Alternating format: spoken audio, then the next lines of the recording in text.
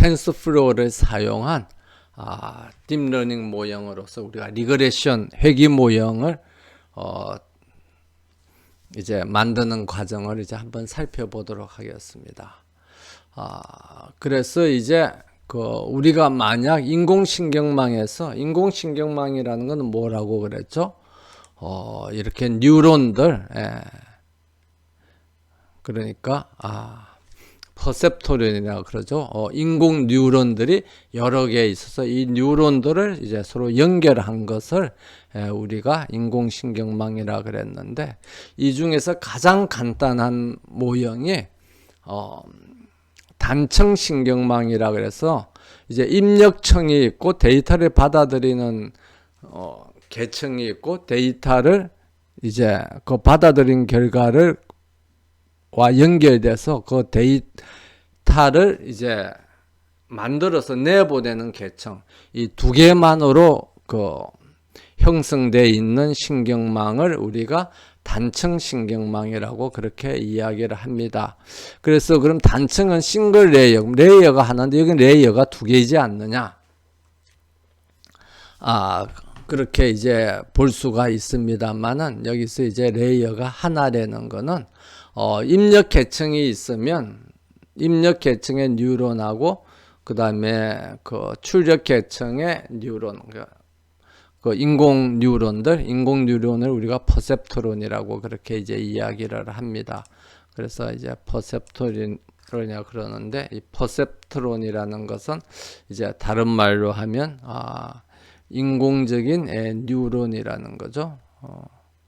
신경세포, 인공신경 세포를 우리가 퍼셉트론이라고 그렇게 이제 부르면 되겠습니다.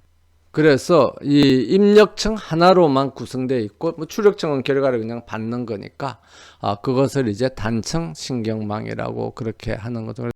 근데 만약에 여기서 출력층에서 이제 이 노드의 값이 우리가 알고자 하는 값이 한 개이면, 이거는 선형회귀식하고 우리가 잘 아는 이제 선형회귀식하고 가장 간단한 구조를 가지게 됩니다. 그래서 보통 선형회귀식은 어떻게 표시하냐면 y 이꼬로 a0 더하기 a1 x1 더하기 a2 x2 더하기 쭉 이렇게 해서 an xn. 그래서 입력 변수가 x1, x2, xn에서 이제 n개가 있는 거죠. 입력 변수가 n개가 있다는 건 입력청의 퍼셉트론의 개수가 몇 개라는 겁니까? 그러니까 인공 뉴런의 개수가 n개가 있는 겁니다. 그리고 출력청에는 뉴런의 개수가 몇 개죠? 한 개인 겁니다. 그러니까 y값 하나만 있는 거죠. 그러면 x 값을 받아서 이 x 값들을 다 처리를 해서 이제 y 값을 이제 만들어내는 겁니다. 그래서 가장 간단한 예제로는 우리가 좀 소개 동영상에서도 잠깐 살펴봤습니다만은, 예를 들면 학생들의 학교 내신 성적이나 활동한 활동의 개수들, 학급회장을 했느냐, 동아리 활동을 했느냐, 그 다음에 키가 얼마나 크냐. 우리나라 대학 입시에는 키 같은 게 안 들어갑니다만은, 또 취업에는 들어갈 수가 있죠. 그래서 사실 미국의 재미있는 데서는 그런 이 회귀 분석도 했다고 그래요. 그래서 예를 들면 Y는 연봉이고, 그래서 연봉이 조금 전에 이야기했던 것처럼 성적이라든지 그렇게 쭉 해서 키하고 어떤 연관이 있느냐 했더만은 키가 크면 연봉을 많이 받는다, 그런 결과도 나왔다 해가지고 재미로 발표도 하고 그런 것을 읽은 기억이 납니다.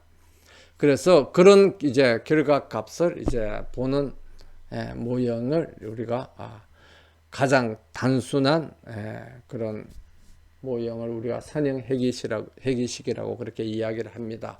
그러면 인공 신경망 중에서 단층 신경망은 우리가 구성하면 결국 뭐가 만들어지느냐 하면 선형 회귀식이 만들어지는 겁니다. 그래서 여기 각각에 들어오는 값이 각각의 변수 x1부터 이제 x2, xn의 값이 되는 거고, 여기서 만들어지는 값이 y가 되는 거고, 그래서 x1의 값이 y에 얼마나 영향을 미치느냐 하는 것이 이 연결선이 되겠습니다. 이제 본 실험에서 사용할 샘플 데이터를 이제 하나 만들었습니다. 그래서 그 샘플 데이터는 이제 어떻게 구성이 되어 있느냐? 그러면 여기에 보는 것처럼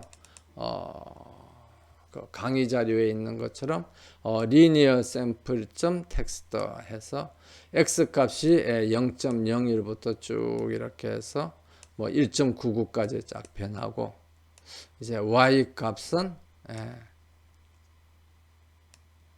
3x 더하기 4 하면 이렇게 쭉 이렇게 변하겠죠. 쭉 변하고, 그 다음에 이제 에러 텀이 마이너스 1부터 뭐 1 사이로 이렇게 쭉 변하는 이제 그런 함수가 이제 y 값이 실제 되는 거죠. 그럼 실제 이제 y 값은 3x 더하기 4로 만들어진 값에다가 어떤 이제 에러 값을 이제 추가를 해서 만들어진 값이 이제 y 값으로 되는 이런 샘플이 있습니다. 그럼 이런 샘플 데이터를 가지고 우리가 선형 회귀식을 하면, 회귀식은 뭐가 나와야 되겠죠? 그 에러 텀이 뭐 랜덤하게 불규칙하게 변하기 때문에 회귀식은 이제 이런 회귀식이 나와야 되겠죠.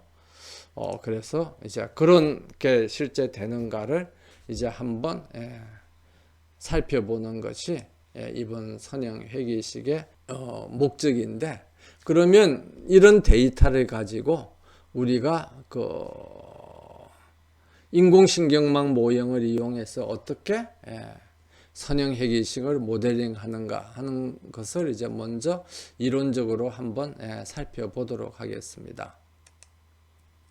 그래서 결국은 이 예제에서는 우리가 지금 사용하고자 하는 예제에서는 변수가 몇 개죠? x 변수가 한 개인 겁니다. 그러면 y 변수도 몇 개죠? 한 개인 거죠. x 값만 있는 거죠.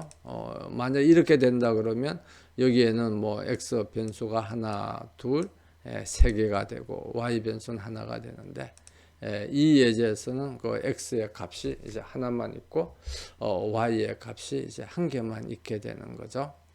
그렇게 되면 이걸 가지고 우리가 인공신경망 모형을 만들면 이제 어떻게 만들어지느냐? 그러면 이제 우리가 선형 회귀식은 결국 이 x가 있고, 그 다음에 이쪽에 이제 연결된 선이 있죠. 그럼 연결된 선이 있으면 이 연결하는 개수를 뭐냐 그러면 우리가 이거 연결하는 개수를 A라고 합니다. 그래서 A라는 것은 이제 뭐냐 그러면 X가 Y에다가 Y 값을 결정함에 있어 얼마나 많은 영향을 미치느냐 하는 게 이제 그 개수 A가 나타내는 거죠. 그래서 보통 우리가 A라고 하기도 하고 아니면 가중치라고 이제 하기도 합니다.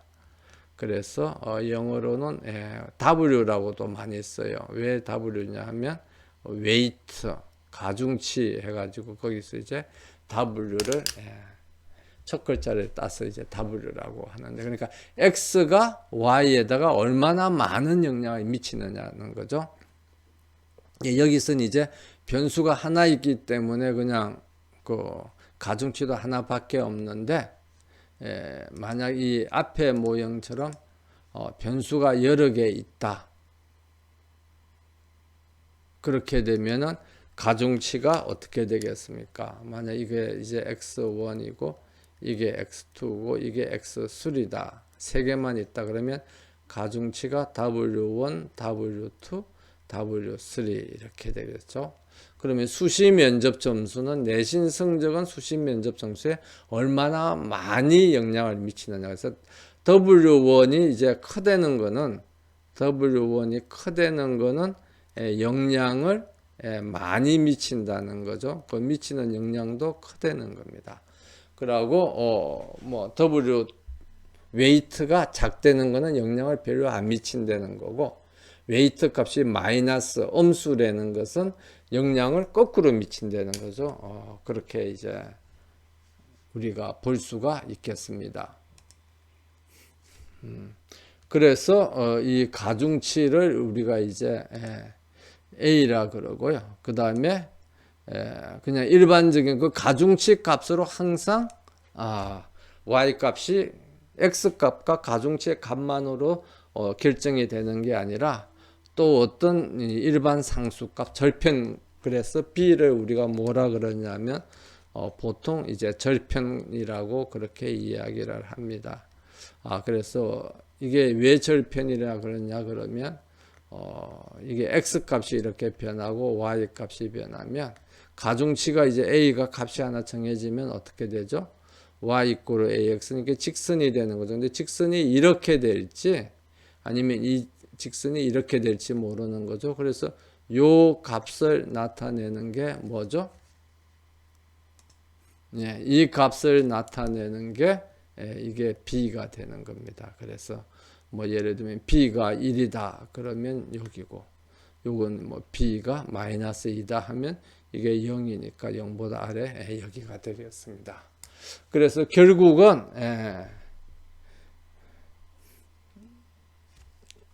이런 이제 인공신경망 모형에서는 X 값이 주어지고 그 다음에 Y 값이 주어져 있죠.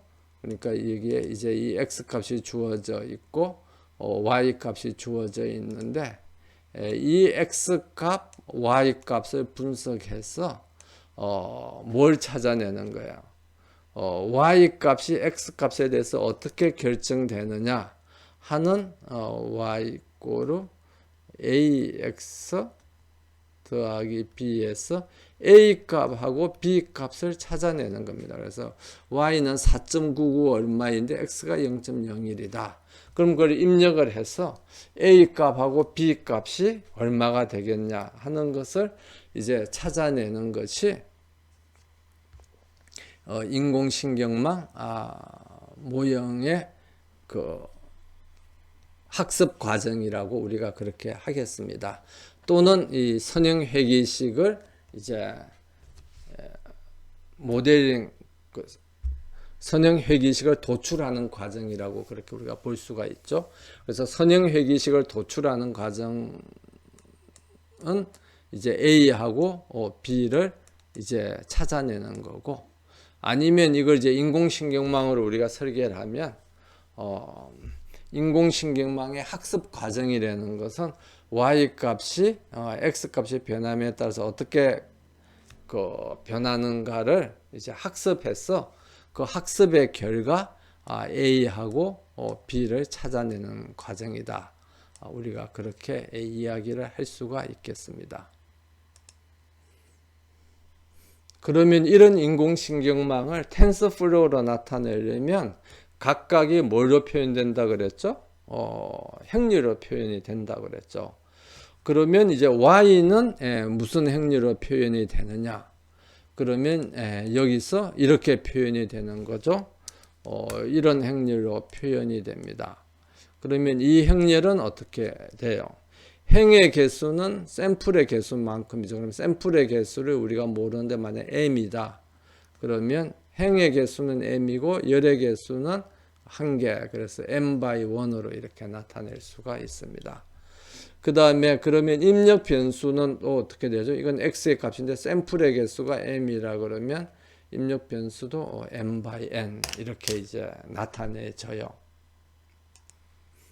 그래서 y를 m/1 행렬로 나타내고 x도 m/1 행렬로 나타내면은 그러면 a는 어떻게 나타내지느냐 그러면 a는 하나죠. 1/1이에요. 이건 숫자 하나밖에 없으니까. 그러니까 X하고 A가 곱해져야 되는 거죠. 그러니까 매트릭스 행렬 곱셈을 하려면 앞에 있는 행렬에 있는 그 열의 수하고 뒤에 있는 행렬의 행의 수가 같아야 되는 거죠. 그래서 우리가 아까도 봤습니다만은 예를 들면 앞에 있는 행렬이 행이 3개고 열이 2개다. 그러면 행이 2개고 열이 3개다. 그럼 열이 3개잖아요. 그러면 이게 곱해지려면 뒤에 오는 행렬은 행이 몇 개가 돼야 돼요. 이렇게 3개가 돼야 됩니다. 그래야 앞에 있는 행렬의 첫 번째 행하면 이 첫 번째 행의 열의 개수만큼 원소가 있죠. 그럼 두 번째 행렬의 첫 번째 열 하면 이게 여기에 행의 개수만큼 행렬이 있잖아요. 그럼 요거하고 요게 같아야 되는 거죠. 그래서 이 앞에 있는 행렬의 요 1이랑 요 1이 서로 같아야 되는 겁니다. 그럼 이렇게 하기 위해서는 x가 먼저고 y는 ax 더하기 b가 아니라 x 곱하기 a 더하기 이제 b 하면 b는 값이 하나입니다만은 그 행렬 계산에서 덧셈을 하면 덧셈이나 또는 그냥 일반 곱하기 원소들끼리의 곱하기를 하면 어떻게 해준다 그랬죠? 이 b 상수를 더해지거나 빼지거나 곱해지는 대상 행렬의 그 차원 행의 수와 열의 수만큼 확장을 해준다 그랬죠. 그러니까 b는 아무 상관이 없습니다. 그러면 이제 이렇게 표시가 되는 거죠. 그런데 이제 보면 이게 x가 앞에 와 있잖아요. 그러면 이게 좀 이상하다. 그래서 만약에 x를 뒤에 놓고 a를 앞에 놓으려고 그러면 a는 행이나 열이 1이죠. 그러면 입력값을 어떻게 계산을 해야 돼요? 입력값을 요 왼쪽에 왼편에 있는 것처럼 이 샘플의 행의 개수가 샘플의 개수 m이고 열의 개수가 1로 봤는데 그게 아니라 이 행렬을 어떻게 해야 되는 거죠? 행의 개수가 1이고 열의 개수가 샘플의 개수 m으로 표시를 해야 되는 겁니다. 그래서 다만 이게 뭐가 되는 거죠? 밑에 있는 것처럼 m by 1 행렬로 표시하려면 우리가 그냥 통상 보는 형식 그 모양대로 샘플 데이터를 이렇게 배열을 하면 되고 1 by m 행렬처럼 표시하려면 이렇게 표시하면 안 되고 어떻게 해야 되는 거죠? 그 샘플을 옆으로 이렇게 돌려 놓으면 이렇게 m의 개수만큼 순차적으로 이렇게 데이터가 이렇게 쭉 들어온다. 아니면 여기서는 샘플이 이렇게 쭉 있는다 하는 이렇게 읽는데 그런 식으로 이제 해석을 하면 됩니다. 그럼 이렇게 해석하면 이제 이 행렬식을 y 이꼬르 ax 더하기 b 이렇게 이제 표시를 할 수가 있습니다. 그래서 여기서 ax라는 거는 뭐냐 그러면 행렬 a하고 행렬 x를 매트릭스 멀티플리케이션을 하는 거죠. 텐서플로우에서 그렇게 하는 겁니다. 그 다음에 그 결과에 대해서 이제 b라는 값을 이제 더해주면 그러면 결국 이렇게 계산식은 어떻게 되는 거죠? 계산식은 x라는 행렬을 받아들였고 그 다음에 y라는 또 행렬이 있고 그 다음에 a하고 b라는 이런 이 변수들이 있다.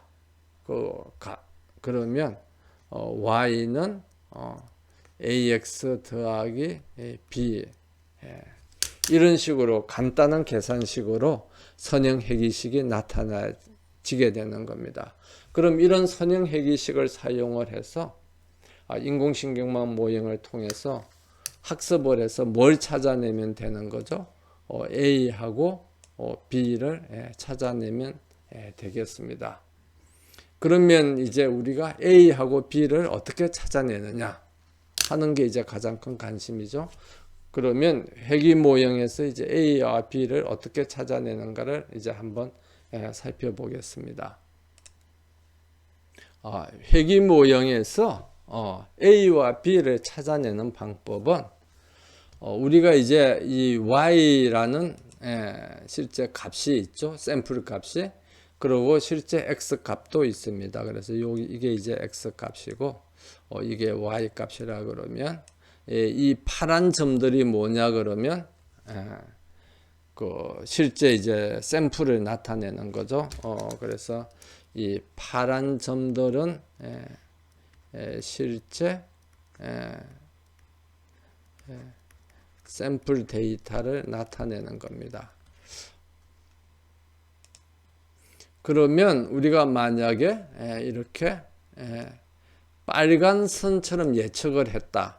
이렇게 예측을 했다는 거는 이제 식이 정해진 거죠. 그래서 y 이꼬르 뭐 ax 더하기 b에서 뭐 ax 더하기 b든 아니면 그 샘플과 x와 y의 행렬을 어떻게 표시하느냐에 따라서 xa 더하기 b가 되든 그건 이제 뭐 행렬을 1 by m 그러니까 행이 하나고 열이 m 개인 행렬을 표시하든지 또는 m by 1 행이 m 개고 열이 하나인 행렬을 표시하는가에 따라서 달라지는 건데 거기에 맞게 이제 이렇게 표시를 했으면 여기서 우리가 예측하고자 하는 값은 뭡니까? A하고 B를 이제 결정을 하는 거죠. 그럼 A하고 B를 어떻게 결정을 하느냐 하는 방법이 민 스퀘어 에러를 최소화하는 겁니다. 그래서 민 스퀘어 에러를 이제 최소화하는 건데 그럼 민 스퀘어 에러라는 건 뭐냐 그러면 여기에 이 파란 값이 있는데 우리가 예측한 값은 요 선상에 있는 이 값이죠. 예를 들면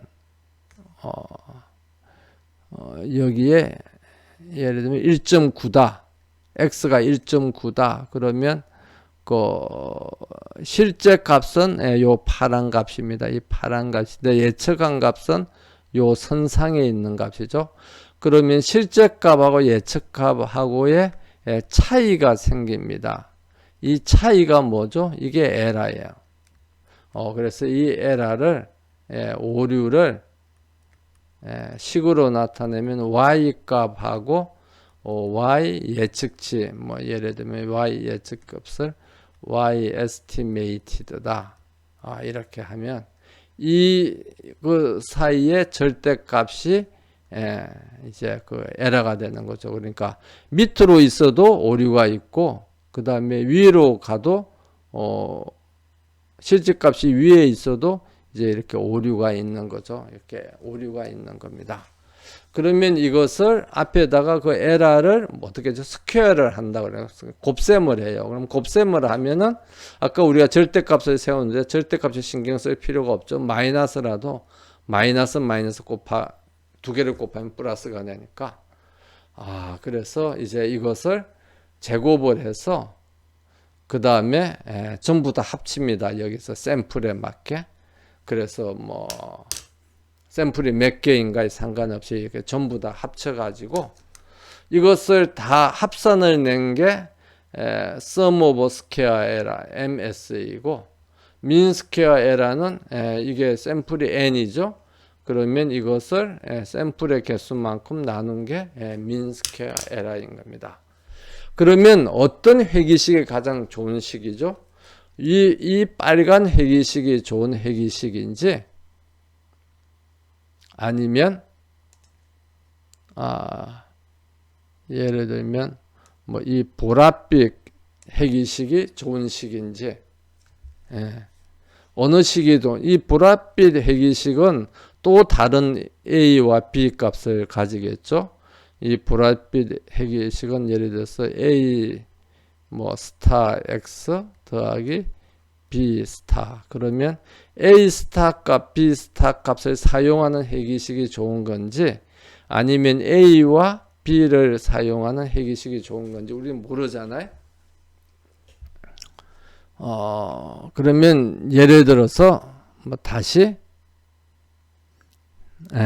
이 빨간 해기식은 아까 우리가 했던 것처럼 A가 3이고 3x 더하기 4라 그러고 그 다음에 보랏빛은 3보다는 경사도가 더 크니까 예를 들면 뭐 6x 빼기 저 아래에 갔으니까 뭐 10. 그럼 이 두 해기식 중에서 어떤 해기식이 더 좋은 것이냐 하는 것은 이 각각의 모든 점에다 해서 이 오차를 다 계산을 해요.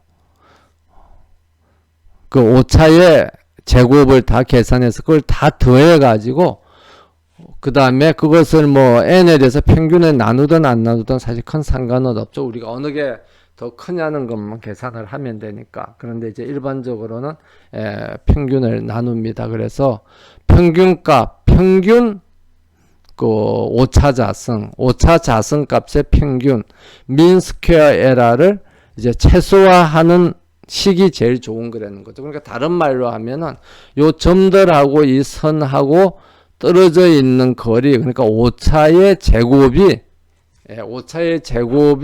가장 작도록 하는 그런 이제 선을 예측하는 게 우리가 말하는 선형 회기식인 겁니다.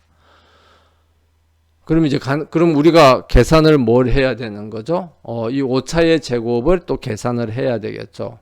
아까 했던 것처럼 우리가 y만 계산을 하면 되는 게 아니라, 그러니까 y는 ax 아니면 뭐 거꾸로 하면 xa 더하기 b를 계산을 하고, 이걸 이제 예를 들면 y 예측치 y estimated는 이렇게 되는 거죠. 아니면 뭐 또는 이제 많은 경우에는 뭐 우리가 영어로 쓰면 이렇게 쓰는데 식으로 쓸 때는 이제 y 또 hat 뭐 이런 말을 많이 씁니다. 이 계산을 해야 되고 그 다음에 y하고 y hat의 제곱을 해서 이걸 다 합산을 내서 평균을 한 거, 이것을 예를 들어서 에라다. 아니면 이 보통은 이제 코스트라는 말을 많이 씁니다. 그래서 예측 모형에서는 우리가 예측할 때 예측 비용이 얼마나 크냐. 오차가 클수록 비용이 많이 발생하는 거죠. 거기에 따라서 지불해야 될 비용이 커지는 겁니다. 그래서 이 코스트를 계산을 하고 이 두 개를 계산을 해서 이 코스트를 최소화하는 그런 이제 모형을 이것을 최소화하는 그런 모형을 만들면 되겠습니다.